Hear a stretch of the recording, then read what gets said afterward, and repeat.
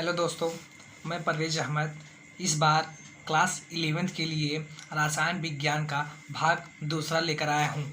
हम आपको बता चुके हैं रसायन संयोग के नियम क्या है। जैसा कि मैं आप लोगों को फिर बता दे रहा हूँ, रसायन संयोग के नियम उन्हें कहते हैं जो रसायन अभिक्रिया को घटित करने के लिए जिन नियमों का आवश्यक होता है उन्हें ही रासायनिक संयोग के नियम कहते हैं। अब देखते हैं रासायनिक संयोग के नियम। रासायनिक संयोग के नियम जो थे 5 नियम थे। आइए उन सभी को हम एक एक करके बारीकी से समझने का प्रयास करते हैं। पहला है द्रव्य संरक्षण का नियम। आइए देखते हैं क्या है द्रव्य संरक्षण का नियम। इस नियम को एंटोनी लेवासिये ने 1789 में दिया था। एंटोनी लेवासियर जो थे वो 1789 में द्रव्य संरक्षण का नियम प्रतिपादन किए थे। आइए देखते हैं क्या है। इस नियम के अनुसार द्रव्य न तो बनाया जा सकता है और न ही नष्ट किया जा सकता है। इसका तात्पर्य यह है कि द्रव्य में जितना द्रव्यमान होगा उतना ही होंगे। जैसे देखिए यहाँ पर एक रासायनिक अभिक्रिया हो रहा है। ए और बी आपस में संयोग करके सी और डी का फॉर्मेशन करते हैं, यानी अभिकारक का कुल द्रव्यमान इज इक्वल टू उत्पाद का कुल द्रव्यमान जो होता है वो बराबर होते हैं। जिनका जितना द्रव्यमान इनका होगा उतना ही द्रव्यमान इनका होगा, उनमें कुछ कमी नहीं होगी। द्रव्य संरक्षण का नियम यही कहता है। आइए हम द्रव्य संरक्षण नियम को उदाहरण के द्वारा अच्छे से समझते हैं। देखते हैं यहाँ पर उदाहरण 3.4 ग्राम सिल्वर नाइट्रेट यानी AgNO3 है। ठीक, AgNO3 एवं 100 ग्राम जल में घोला गया है तथा 1.170 ग्राम सोडियम क्लोराइड है, यानी सोडियम क्लोराइड है और ये जल में घोला गया है यानी H2O है। ठीक, ये जब रिएक्शन करते हैं तो क्या बनता है, देखिए दोनों का मिश्रण मिलाया गया जिससे सिल्वर क्लोराइड यानी AgCl बना। AgCl तथा 1.07 gram sodium nitrate plus AgNO3 sodium nitrate यानी NaNO3 बना। प्रयोग में द्रव्य संरक्षण का नियम सिद्ध कीजिए, यानी जल में ही बना है तो H2O लिख देंगे। ठीक, आइए हम देखते हैं क्या है। इनमें जो है AgNO3 सिल्वर नाइट्रेट हमें दिया है 3.4 ग्राम। ठीक, और हमें दिया है H2O जो है यानी इसमें भी है इसमें भी है और यहाँ पर 100 ग्राम बोल रहा है, यानी जब 100 इधर होगा तो 100 इधर होगा तो H2O हो जाएगा 200 ग्राम। ठीक, NaCl कितना है 1.170 ग्राम 1.170 ग्राम यही है। ठीक, अब हमें पहले अभी यहाँ पर देख रहे हैं ये जो है ये अभिकारक है, ये है अभिकारक। ठीक, अब हम पहले अभिकारक का कुल द्रव्यमान ज्ञात करेंगे तो हम लिख देंगे अभिकारक का कुल द्रव्यमान। देखते हैं अभिकारक का कुल द्रव्यमान क्या है। पहले है इसमें AgNO3 है तो हम यहाँ पर लिख देंगे AgNO3 यानी सिल्वर नाइट्रेट है प्लस सोडियम क्लोराइड है यानी NaCl है। ओके, और उसके बाद है जल है H2O है। ठीक, अब इनका हम मान रख देंगे। AgNO3 जो है यहाँ पर देख रहे हैं 3.4 है प्लस सोडियम क्लोराइड जो है वो है 1.170 है अब यहाँ पर जल देख रहे हैं, जल यहाँ पर भी इसमें केवल 100 ही दिया है, यानी यहाँ पर 100 होगा तो यहाँ पर 100 होगा, दोनों को जोड़ देंगे 200 हो जाएगा, तो यहाँ पर हम जल को 200 लिख देंगे। ठीक, यहाँ पर हम लिखे 200। अब इन सभी को हम जोड़ देंगे तो आएगा 204.570 ग्राम। अभिकारक का कुल द्रव्यमान इतना आ गया। अब हम निकालेंगे उत्पाद का कुल द्रव्यमान, उत्पाद का कुल द्रव्यमान। ठीक, जब हम उत्पाद का कुल द्रव्यमान लिखेंगे तो उत्पाद में हमें यहाँ पर सिल्वर क्लोराइड मिल रहा है। ठीक, सिल्वर क्लोराइड जैसा कि क्वेश्चन में दिया गया है, हम यहाँ पर देख सकते हैं सिल्वर क्लोराइड जो दिया है 2.07 दिया है, तो यानी पहले हम यहाँ पर लिख देंगे AgCl बन रहा है यहाँ पर। ठीक, और बन रहा है सोडियम नाइट्रेट यानी NaNO3 बन रहा है, और उसके साथ जल बन रहा है। ठीक, अब हम इनको कर देंगे, यहाँ पर देखिए सिल्वर क्लोराइड जो है 2.870 है, और सोडियम नाइट्रेट जो है 1.7 है। इनका मान हम यहाँ पर रख देंगे। सिल्वर क्लोराइड का है 2.870 प्लस सोडियम नाइट्रेट जो है उसका 1.70 है, और जल है, जल में हम 200 और यहाँ पर जल है, जल में हम 200 और ऐड कर लेंगे। ठीक, जल में हम 200 ऐड कर लिए, तब हम जब इन सभी को जोड़ेंगे तो इनका मान भी 204.570 ग्राम होगा। यहाँ पर देख रहे हैं अभिकारक का जो कुल द्रव्यमान है 204.570 ग्राम है, और उसी प्रकार यहाँ पर उत्पाद का भी कुल द्रव्यमान 204.57 ग्राम है। इनमें कुछ भी कमी नहीं हो रही है। जैसा कि हमारा पहला नियम यही था कि द्रव्य न तो बनाया जा सकता है और न ही नष्ट किया जा सकता है, यानी यानी अभिकारक का जो कुल मान होगा, यहाँ पर देखिए अभिकारक का जितना मान है और उतना ही मान उत्पाद का होगा। यहाँ पर देख रहे हैं उत्पाद का भी उतना ही मान हो रहा है। अब आइए इसी क्रम में हम दूसरा देखते हैं। दूसरा क्या है? स्थिर अनुपात का नियम। स्थिर अनुपात का नियम जो था ये जोसेफ प्राउस्ट जो फ्रांसीसी वैज्ञानिक थे उन्होंने ही स्थिर अनुपात का नियम दिया था। उनके अनुसार आइए देखते हैं क्या है। किसी यौगिक के तत्वों के द्रव्यमान का अनुपात सदैव समान होता है, यानी यौगिक के जो तत्व होंगे उनकी जो द्रव्यमान का अनुपात होता है वो हमेशा ही समान होता है। आइए हम आपको फिर एक न्यूमेरिकल की सहायता से आपको बताएंगे कि किस प्रकार स्थिर अनुपात का नियम सवाल में प्रतिपादित होता है। यहाँ पर देखिए हमें दिया उदाहरण में 1.375 ग्राम क्यूप्रिक ऑक्साइड को हाइड्रोजन की धारा में उपचयित किया गया है, जिससे 1.098 ग्राम कॉपर प्राप्त हुआ। दूसरे प्रयोग में 1.179 ग्राम कॉपर को HNO3 में घोला गया। इस प्रकार कॉपर नाइट्रेट गर्म करके क्यूप्रिक ऑक्साइड में परिवर्तित किया गया, जिसका द्रव्यमान 1.476 ग्राम था। इसके आधार पर स्थिर अनुपात का नियम सिद्ध करो। हमें स्थिर अनुपात का नियम सिद्ध करना है। आइए देखते हैं। इसमें देख रहे हैं यहाँ पर एक प्रयोग यहाँ पर हुआ है, एक प्रयोग यहाँ पर लिखा गया है, 2 प्रयोग हुआ है। तो आइए हम पहले प्रथम प्रयोग में देखते हैं। लिख देंगे प्रथम प्रयोग। ठीक, प्रथम प्रयोग में देखते हैं क्या हो रहा है। इनमें हमें दिया है क्यूप्रिक ऑक्साइड की मात्रा दिया है, यानी CuO की मात्रा हमको दिया है 1.375 ग्राम दिया है।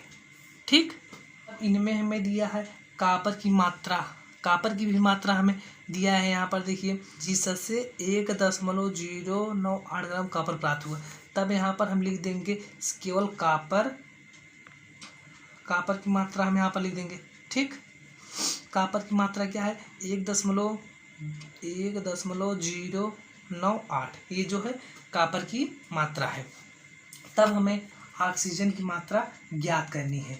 हमें यहाँ पर देख रहे हैं ये जो है क्यूप्रिक ऑक्साइड की मात्रा है और ये केवल कॉपर की मात्रा है। अगर हमको ऑक्सीजन की मात्रा ज्ञात करनी होंगी तो हम ये जो क्यूप्रिक ऑक्साइड है, यहाँ पर देखिए कॉपर और ऑक्सीजन दोनों है, इनमें से हम केवल कॉपर को घटा देंगे तो जो मान ज्ञात होगा वो ऑक्सीजन की मात्रा होगी। आइए देखते हैं। तब यहाँ पर लिख देंगे ऑक्सीजन की मात्रा। ऑक्सीजन की मात्रा के लिए हमें केवल ऑक्सीजन की मात्रा ज्ञात करनी है और यहाँ पर कॉपर ऑक्सीजन दोनों है। अगर हम पूरे में से यानी 1.375 में से हम केवल कॉपर को घटा देंगे 1.098। ठीक, अगर हम इनको घटा देंगे तब हमें प्राप्त होगा 0.277 ग्राम। ये जो हमें प्राप्त होगा ये केवल ऑक्सीजन की मात्रा है। अब हमें ज्ञात करना है क्यूप्रिक ऑक्साइड में ऑक्सीजन। ठीक, ऑक्सीजन की प्रतिशत मात्रा ज्ञात करनी है। ठीक, प्रतिशत मात्रा ज्ञात करनी है तो उसके लिए हमें ऑक्सीजन की जो मात्रा है उनको हम लिख देंगे। ठीक, ऊपर ये है 0.277। ठीक, और इनमें हम 100 से गुणा कर दें अपान क्यूप्रिक ऑक्साइड जो यहाँ पर है उनका मान हम लिख देंगे अब बटे में 1.375। अब हमें जो प्राप्त होगा यहाँ ऑक्सीजन की मात्रा हमें प्राप्त हुई है। ठीक, ये प्रथम प्रयोग हो गया। अब उसी प्रकार हम दूसरा प्रयोग लिखेंगे। यहाँ पर 2 प्रयोग हुआ है ना, तब यहाँ पर हम लिखेंगे द्वितीय प्रयोग में। ठीक, द्वितीय प्रयोग में हम देखते हैं क्या लिया है, क्या है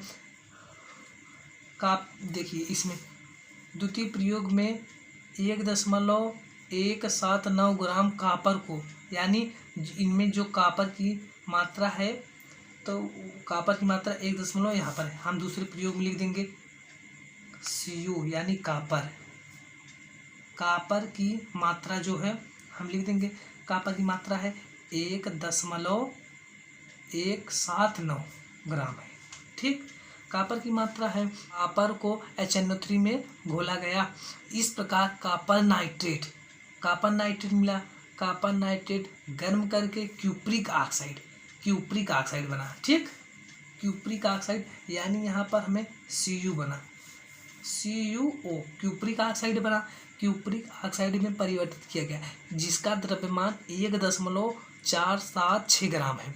यानी क्यूप्रिक ऑक्साइड जो है इनका मात्रा है 1.476 ग्राम है।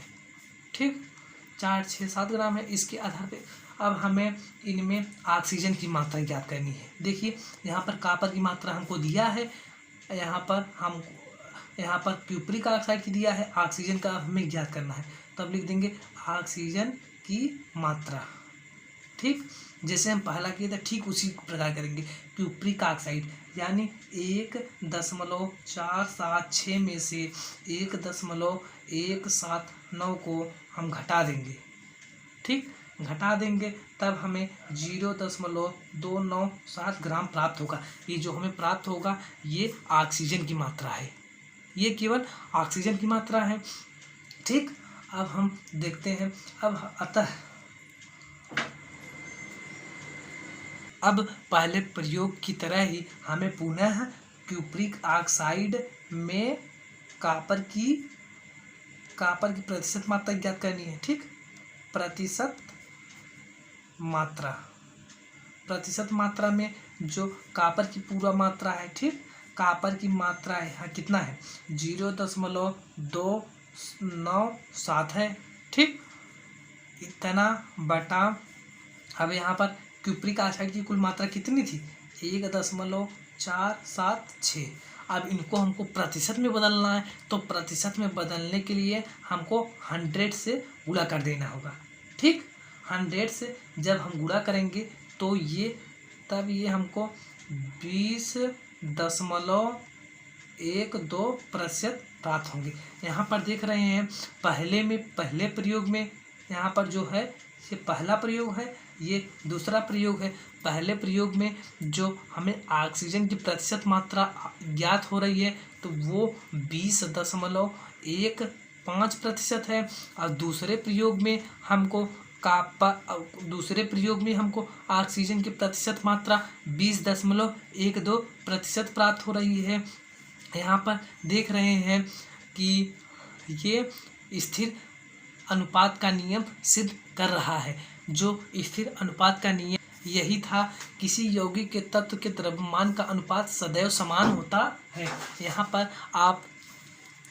पर आप देख ही रहे हैं, पहले प्रयोग में जो है 20.15 और दूसरे प्रयोग में हमको 20.12% प्राप्त हो रहे हैं, यानी दशमलव के बाद केवल एक ही अंक को लेते हैं। उसी प्रकार इसमें भी दशमलव के बाद केवल एक ही अंक को लेते हैं। यहाँ से 5 हटा देंगे या 2 हटा देंगे, यानी 20.1 यानी इनका जो अनुपात हमको मिल रहा है वे सदैव स्थिर है। अब हम आपको तीसरा नियम बताएंगे, गुणित अनुपात का नियम। देखते हैं गुणित अनुपात का नियम क्या है। यह नियम डाल्टन द्वारा 1803 में दिया गया था। डाल्टन ने गुणित अनुपात का नियम दिया था। आइए देखते हैं इनके अनुसार क्या है।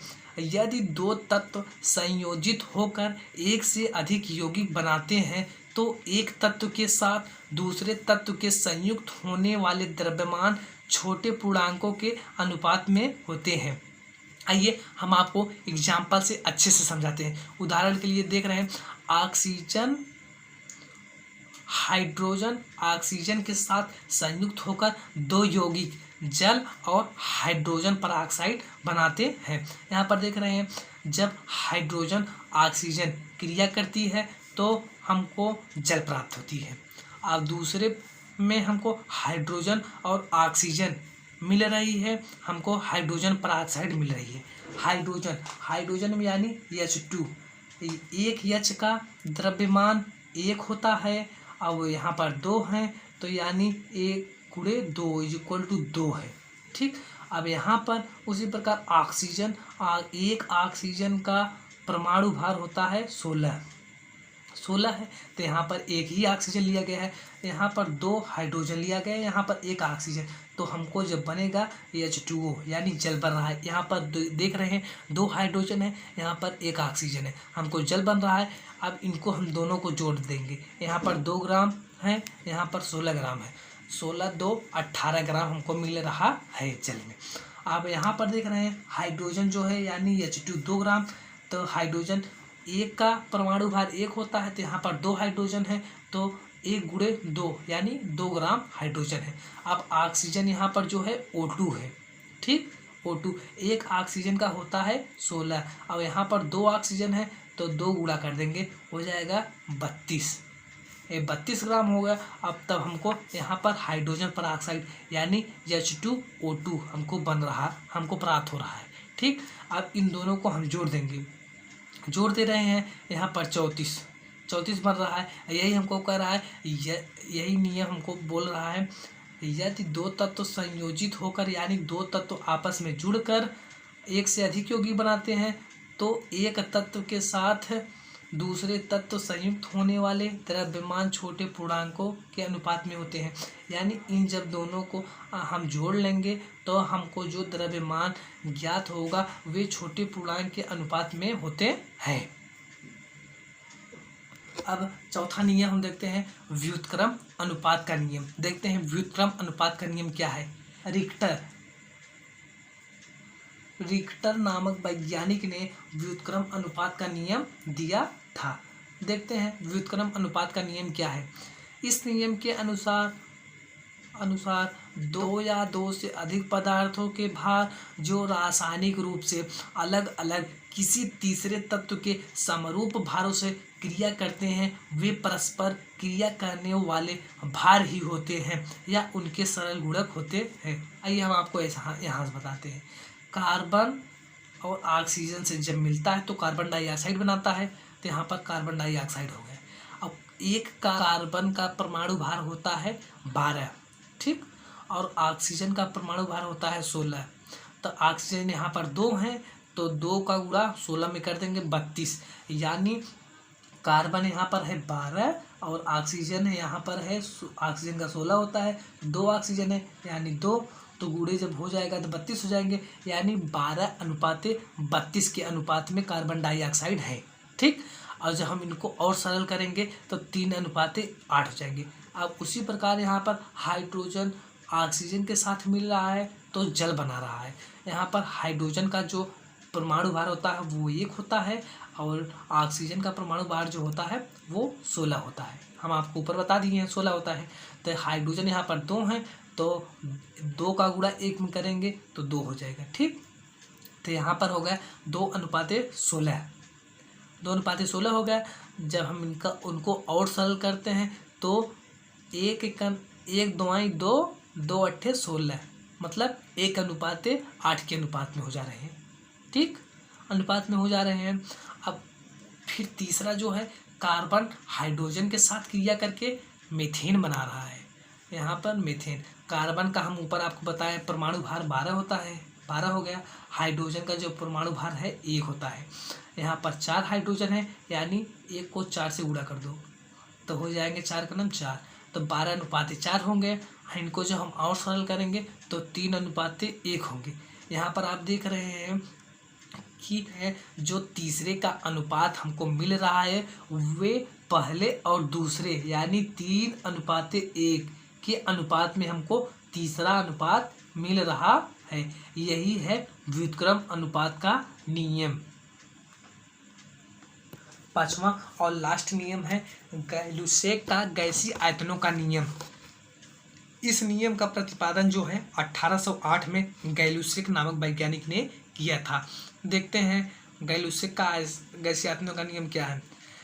जब रासायनिक अभिक्रिया में गैसें संयुक्त होती है यानी मिलती हैं या बनती हैं तो उनके आयतन सरल अनुपात में होते हैं। उनके जो आयतन होंगे वो सरल अनुपात में होते हैं, परंतु सभी गैसें समान ताप और दाब पर हो। जो भी गैसें होती हैं वो स्थिर यानी स्थिर होती हैं समान ताप और दाब पर। देखते हैं हाइड्रोजन के 100 ml ऑक्सीजन के 50 ml के साथ संयुक्त होकर 100 ml जलवाष्प देते हैं। यानी देखिए यहाँ पर 100 ml है, हाइड्रोजन है और ऑक्सीजन जो है 50 ml है। ये जब क्रिया करते हैं तो हमें 100 ml जलवाष्प देते हैं, 100 ml ही जलवाष्प देते हैं। यही गैलुसेक का गैसीय आयतन का नियम है।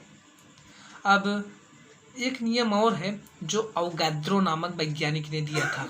आइए देखते हैं अवोगाद्रो क्या है। सन 1811 में अवोगाद्रो ने प्रस्तावित किया कि समान ताप यानी समान ताप और दाब यानी ताप और दाब जो होंगे वे समान होंगे, पर गैसों के समान आयतनों के अणुओं की संख्या समान होनी चाहिए। यानी जो उनके आयतन होंगे उनमें भी अणुओं की संख्या समान होती है।